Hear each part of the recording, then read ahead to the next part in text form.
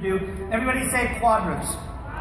Yeah, divided into 4 quadrants. Now, key point in here is I've divided it, instead of the top of the ear, I've divided it about a good half-inch behind the ear. Say why?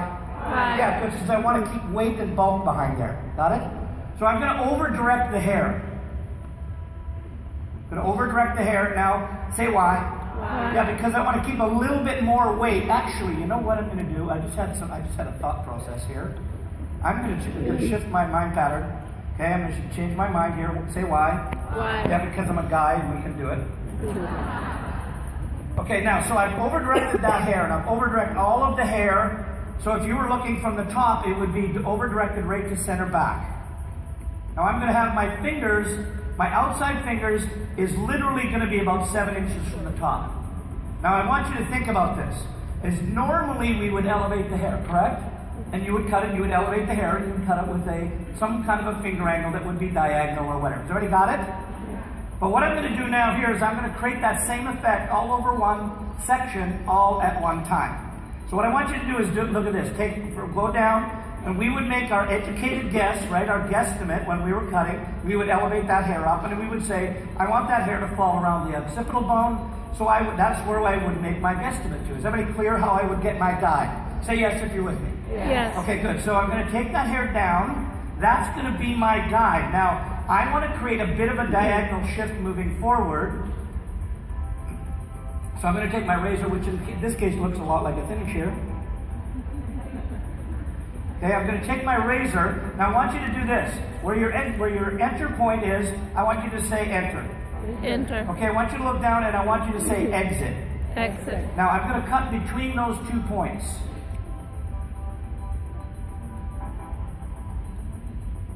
Okay, so I'm just going to keep between that. It's a visual cutting line. And it's a very light touch. Please, please, please don't go Harvey heavy hand on me here. Or you're going to get what we traditionally called in the Milady textbook of terminology, we call it alopecia accidentia. Okay, but right between those 2 points. Now, I want you to already look to see what happens in there. You get this really soft look to it. So, sorry, say it. This just happens to be, I don't know who the guy is. It says, hold it, Sam Villa.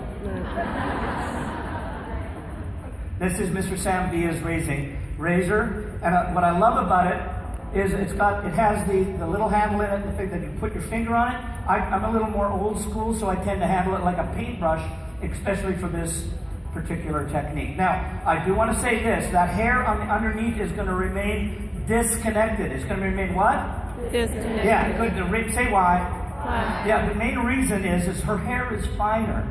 Now, whether the hair is fine or whether it's coarse and heavy, I would do this, and I generally love to do it on dry hair. And the reason for that is that the hair tends to grab, in my mind, a little bit too much when I have the hair wet. So I like to cut it dry, and I'm just working that out to the ends. Okay, now, I want you to think about, see, first of all, look what happens to this. I want you to think about, if you were going to elevate that hair, would have you not done this? Would have you not elevated it up and cut a diagonal finger angle into it, and then wouldn't have you put some texture on the ends? It's done. It's done all at once. So I want you to take a look. Now, okay, you can give me a whoop whoop. Whoop whoop. Okay, I laughed because Sam's all the way over here was giving the whoop whoops to everybody. Ow! I can't do that. It's something about the voice box that doesn't want to do that for me.